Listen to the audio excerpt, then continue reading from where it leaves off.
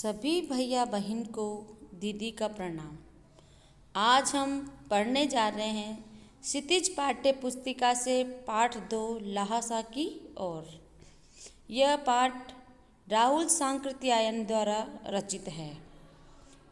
जो हमारे पाठ का नाम है लहासा की ओर, तो लहासा एक जगह का नाम है। जब राहुल जी लहासा में जाते हैं तो वहाँ की दार्शनिक, धार्मिक, राजनीतिक, सामाजिक उस स्थान की जानकारी हमें इस पाठ के माध्यम से दे रहे हैं। राहुल जी को बचपन से ही घूमने फिरने का शौक था और वह मानते थे कि हम अगर एक स्थान से दूसरे स्थान पर जाते हैं तो हमें वहाँ की धार्मिक, सांस्कृतिक ऐसी अनेक बातों की जानकारी हमें प्राप्त होती है। तो राहुल सांकृत्यायन का जन्म सन 1893 में उनके ननिहाल गांव पंदहा, जिला आजमगढ़, उत्तर प्रदेश में हुआ। उनका पैतृक गांव कनेला था। उनका मूल नाम केदार पांडे था। उनकी शिक्षा काशी, आगरा और लाहौर में हुई। सन 1930 में उन्होंने श्रीलंका जाकर बौद्ध धर्म ग्रहण कर लिया। तब से उनका नाम राहुल सांकृत्यायन हो गया। राहुल जी पाली, प्राकृत, अपभ्रंश, तिब्बती, चीनी, जापानी, रूसी सहित अनेक भाषाओं के जानकार थे। उन्हें महापंडित कहा जाता था। सन 1963 में उनका देहांत हो गया। राहुल सांकृत्यायन ने उपन्यास, कहानी, आत्मकथा, यात्रावृत्त, जीवनी, आलोचना, शोध आदि अनेक विधाओं में साहित्य सृजन किया। इतना ही नहीं, उन्होंने अनेक ग्रंथों का हिंदी में अनुवाद भी किया, जैसे कि मेरी जीवन यात्रा 6 भाग। ये जो मेरी जीवन यात्रा है इसके 6 भाग हैं। दर्शन, दिग्दर्शन, 22वीं सदी, ओल्गा से गंगा, भागो नहीं दुनिया को बदलो, दिमागी गुलामी, घुमक्कड़ शास्त्र उनकी प्रमुख कृतियाँ हैं। साहित्य के अलावा दर्शन, राजनीति, धर्म, इतिहास, विज्ञान आदि विभिन्न विषयों पर भी राहुल जी द्वारा रचित पुस्तकों की संख्या लगभग 150 है। राहुल जी ने बहुत सी लुप्तप्राय सामग्री का उद्धार कर अत्यंत महत्वपूर्ण कार्य किया है। यात्रा वृत्त लेखक में राहुल जी का स्थान अन्यथा में, अर्थात जब वो कहीं पर जाते तो यात्रा का वर्णन करते थे, वो सबसे अलग और सुंदर होता था। उन्होंने घुमक्कड़ी का शास्त्र रचा और उससे होने वाले लाभों का विस्तार से वर्णन भी किया है कि घुमक्कड़ी मतलब कि वो घुमक्कड़ है, घूमते हुए जीवन बिताना, ये उनको सबसे अच्छा लगता था और उन्होंने अधिकांश जो रचनाएं लिखी वो घुमक्कड़ी जीवन पर ही लिखी। मंजिल के स्थान पर यात्रा को ही घुमक्कड़ का उद्देश्य बताया।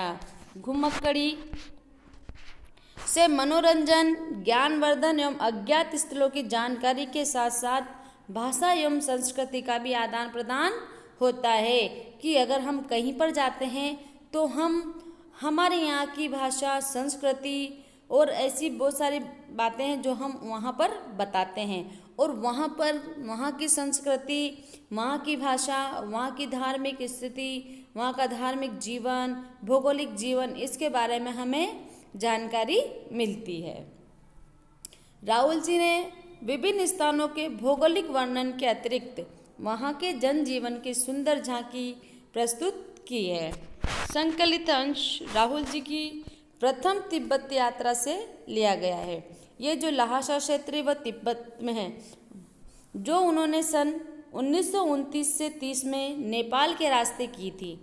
उस समय भारतीयों को तिब्बत यात्रा की अनुमति नहीं थी, इसीलिए उन्होंने ये यात्रा एक भिखमंगे के छद्मवेश में की थी।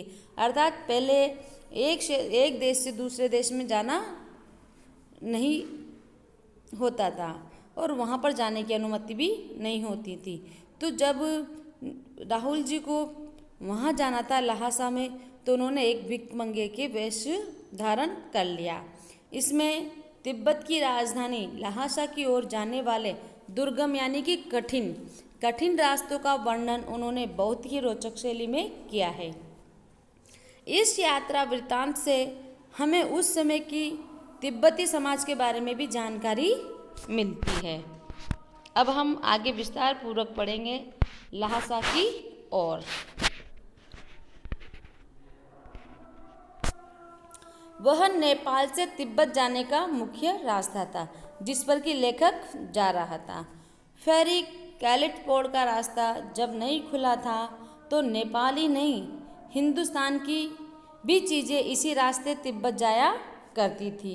यह व्यापारी की नहीं सैनिक रास्ता भी था, इसीलिए जगह जगह फौजी चौकियां और किले बने हुए थे कि जब फेरी कैलिटपोर्ट का रास्ता खुला हुआ नहीं था तो नेपाल से तिब्बत जाने के लिए यही रास्ता अपनाया जाता था, जिसमें व्यापारिक और सैनिक दोनों प्रकार की गतिविधियां यहीं पर होती थी।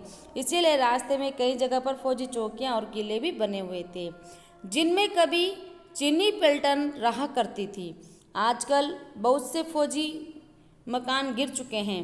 दुर्ग के किसी भाग में जहाँ किसानों ने अपना बसेरा बना लिया है वहाँ घर कुछ आबाद दिखाई पड़ते हैं। ऐसा ही परित्यक्त एक चीनी किला था। हम वहाँ चाय पीने के लिए ठहरे। तिब्बत में यात्रियों के लिए बहुत सी तकलीफें भी हैं। वहाँ कुछ आराम की बातें भी हैं। वहाँ जाति पाति छुआछूत का सवाल ही नहीं है और न औरतें पर्दा ही करती है। बहुत निम्न श्रेणी के भिखमंगों को लोग चोरी के डर से घर के भीतर ही नहीं आने देते, नहीं तो आप बिल्कुल घर के भीतर चले जा सकते हैं। चाहे आप बिल्कुल अपरिचित हो तब भी घर की बहू या सासू को अपनी झोली में से चाय दे सकते हैं, वह आपके लिए उसे पका देगी। मक्खन और सोडा नमक दे दीजिए, वह चाय चौड़ी में कूटकर उसे दूध वाली चाय के रंग की बिना की मिट्टी के टोटीदार बर्तन, अर्थात के मिट्टी का एक बर्तन होता है, उसमें टोटी लगी हुई रहती है जिससे कि चाय अधिक समय तक गर्म रह सके, उसमें बना करके वो आपको रख देंगी। यदि बैठने की जगह चूल्हे से दूर है और आपको डर है कि सारा मक्खन आपकी चाय में नहीं पड़ेगा तो आप खुद जाकर चौड़ी में चाय मत कर ला सकते हैं। चाय का रंग तैयार हो जाने पर फिर नमक और मक्खन डालने की जरूरत होती है। परित्यक्त चीनी के किले से जब हम चलने लगे तो एक आदमी राहदारी मांगने आया। हमने वो दोनों चिटें उसे दे दी। राहदारी मतलब कि राह में गुजरने के समय उसमें एक चिट देनी पड़ती है, अर्थात कि एक जगह से दूसरे जाने की परमिशन उसमें। उसी दिन हम थोड़ला के पहले के आखिरी गांव में पहुंच गए। यहाँ भी सुमति के जान पहचान के आदमी थे और भिखमंगे रहते भी ठहरने के लिए अच्छी जगह मिली। 5 साल बाद हम इसी रास्ते लौटे थे और भिखमंगे नहीं एक भद्र यात्री के वेश में घोड़ों पर सवार होकर आए थे, किंतु उस वक्त किसी ने हमें रहने के लिए जगह नहीं दी और हम गांव की एक सबसे गरीब झोपड़ में ठहरे हुए थे। बहुत कुछ लोगों की उस वक्त की मनोवृत्ति पर निर्भर है। खासकर शाम के वक्त छड़ पीकर बहुत कम होश आवास को दुरुस्त रखते हैं। अब हमें सबसे विकट डांडा थोड़ला पार करना था। डांडे तिब्बत में सबसे खतरे की जगह है। 16-17 हजार फीट की ऊंचाई होने के कारण उनके दोनों तरफ मीलों तक कोई गांव गिराई नहीं होते। नदियों के मोड़ और पहाड़ों के कोने के कारण बहुत दूर तक आदमी को देखा नहीं जा सकता। डाकुओं के लिए यही सबसे अच्छी जगह है। तिब्बत में गांव में आकर खून हो जाए तब तो खूनी को सजा भी मिल सकती है, लेकिन इन निर्जन स्थानों में मरे हुए आदमियों के लिए कोई परवाह नहीं करता। अर्थात ये जो जगह है वो ऐसे स्थान पर है जहाँ पर चारों ओर पहाड़ों से घिरा हुआ है और एक व्यक्ति को दूसरी जगह पर नहीं देखा जा सकता, दूसरा व्यक्ति कहीं दूर दूर तक भी नजर नहीं आता। तो ऐसे स्थान पर अक्सर डाकू वगैरह छिपे हुए थे और एक दूसरे मतलब उनको लूट लेते हैं या मार भी दे तब भी दूसरा व्यक्ति कोई उनसे कुछ नहीं कह सकता। लेकिन इन निर्जन स्थानों में मरे हुए आदमियों के लिए कोई परवाह नहीं करता। सरकार खुफिया विभाग और पुलिस पर उतना खर्च नहीं करती और वहाँ गवाह भी तो कोई नहीं मिल सकता। डकैत पहले आदमी को मार डालते हैं, उसके बाद देखते हैं कि कुछ पैसा है कि नहीं। हथियार का कानून न रहने के कारण यहाँ लाठी की तरह लोग पिस्तौल बंदूक लिए फिरते हैं। डाकू यदि जान से न मारे तो उसे खुद अपने प्राणों का खतरा है। गांव में हमें मालूम हुआ कि पिछले साल थोड़ला के पास खून हो गया। शायद खून की हम उतनी परवाह नहीं करते क्योंकि हम भिखमंगे थे, और जहाँ कहीं भी बस वैसी सूरत देखते, टोपी उतार, जिब निकाल, कुची कुची दया दया एक पैसा करते भीख मांगने लगते, अर्थात के वहाँ पर भिखारी होने की एक्टिंग करते। लेकिन पहाड़ की ऊंची चढ़ाई थी, पीठ पर सामान लाद कर कैसे चलता, और अगला पड़ाव 16-17 मील से कम नहीं था। मैंने सुमति से कहा कि यहाँ से लडकोर तक के लिए 2 घोड़े कर लो, सामान भी रख लेंगे और चढ़ चलेंगे। दूसरे दिन हम घोड़ों पर सवार होकर ऊपर की ओर चल पड़े। डांडे से पहले एक जगह चाय पी और दोपहर के वक्त डांडे के ऊपर जा पहुँचे। हम समुद्र तल से 17-18 हजार फीट ऊंचे खड़े थे। हमारी दक्षिण तरफ पूरब से पश्चिम की ओर हिमालय के हजारों श्वेत शिखर चले गए थे। बीटे की ओर दिखने वाले पहाड़ बिल्कुल नंगे थे, न वहाँ बर्फ की सफ़ेदी थी न किसी तरह की हरियाली।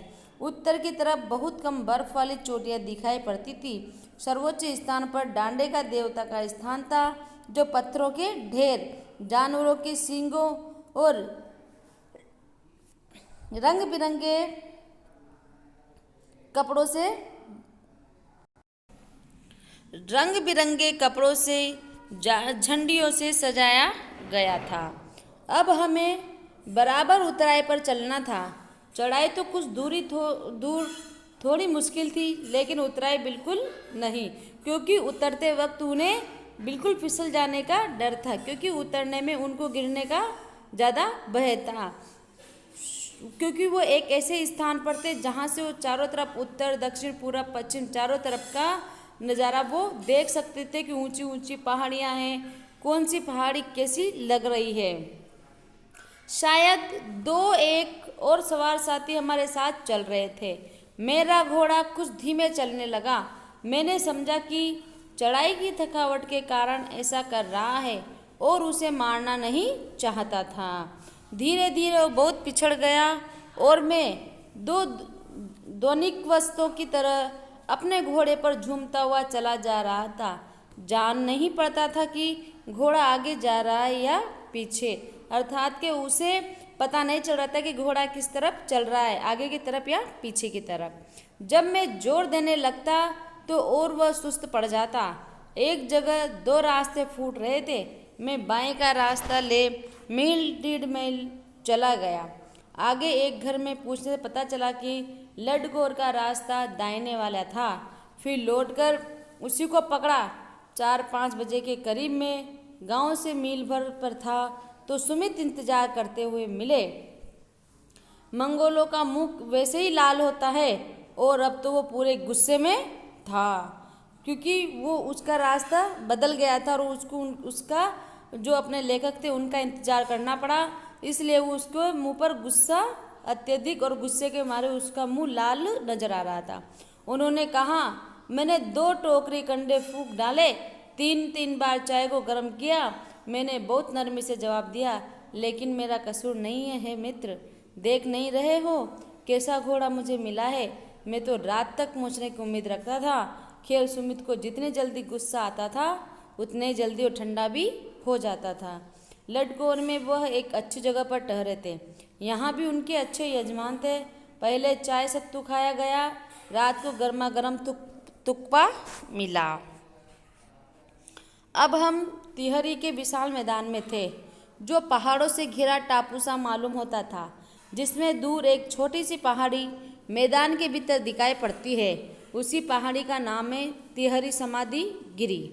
आसपास के गांव में भी सुमित के कितने यजमान थे। कपड़े की पतली पतली चीरी बत्तियों के गंडे खत्म नहीं हो सकते थे, क्योंकि बोध गया से लाए कपड़े के खत्म हो जाने पर किसी कपड़े से बोध गया को गंदा बना लेते थे। वो अपने यजमानों के पास जाना चाहते थे। मैंने सोचा ये तो हफ्ता भर उधर ही लगा लेंगे। मैंने उनसे कहा कि जिस गांव में ठहरना है उसमें भले ही गंडे बांट दो, मगर आसपास के गांव में मत जाओ।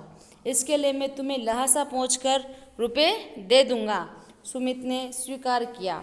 दूसरे दिन हमने भरिया ढूंढने की कोशिश की, लेकिन कोई नहीं मिला। सवेरे चल दिए होते तो अच्छा होता, लेकिन अब 10-11 बजे की तेज़ धूप में चलना पड़ रहा था। तिब्बत की धूप भी बहुत कड़ी मालूम होती है। यद्यपि थोड़े से भी मोटे कपड़े से सिर को ढांक ले तो गर्मी खत्म हो जाती है। आप 2 बजे सूरज की ओर मुंह करके चल रहे हैं। ललाट धूप से जल रहा है और पीछे का कंधा बर्फ हो रहा है। और फिर हमने पीठ पर अपनी अपनी चीज़ें लादी, डंडा हाथ में लिया और चल पड़े। यद्यपि सुमित के परिचित तिहरी में भी थे, लेकिन वह एक और यजमान से मिलना चाहते थे। इसीलिए आदमी मिलने का बहाना कर शेखर विहार की ओर चलने के लिए कहा। तिब्बत की जमीन बहुत अधिक छोटे बड़े जागीरदारों में बटी हुई थी। इन जागीरों का बहुत ज़्यादा हिस्सा मठों के हाथ में है। अपनी अपनी जागीर में हर एक जागीरदार कुछ खेती खुद भी कराता है। इसके लिए मजदूर पगार बेगार में मिल जाते हैं। खेती का इंतजाम देखने के लिए वहाँ कोई भिक्षु भेजा जाता है, जो जागीर के आदमियों के लिए राजा से कम नहीं होता। शेखर की खेती के मुखिया भिक्षु बड़े भद्र पुरुष थे। वो बहुत प्रेम से मिले। हालांकि उस वक्त मेरा भेष ऐसा नहीं था कि उन्हें कुछ भी ख्याल करना चाहिए था। यहाँ एक अच्छा मंदिर था जिसमें कंजूर बुद्ध वचन अनुवाद की हस्तलिखित 103 पोथियाँ रखी हुई थी। मेरा आसन भी वहीं था। वह बड़े मोटे कागज पर अच्छे अक्षरों में लिखी हुई थी। एक पोथी 15-15 शेर से कम नहीं हो रही होगी। सुमित ने फिर अपने आसपास अपने यजमानों के पास जाने के बारे में पूछा। मैं अब पुस्तकों के भीतर था, इसलिए मैंने उन्हें जाने के लिए कह दिया। दूसरे दिन वह गए। मैंने समझा 2-3 दिन लगेंगे, लेकिन वह उसी दिन दोपहर बाद चले आए। तिहरी गांव वहाँ से बहुत दूर नहीं था। हमने अपना अपना सामान पीठ पर उठाया और भिक्षु नमसे से विदाई लेकर चल पड़े। सभी भैया बहन को दीदी का प्रणाम। इस पाठ के प्रश्न उत्तर हम अगले भाग में करेंगे।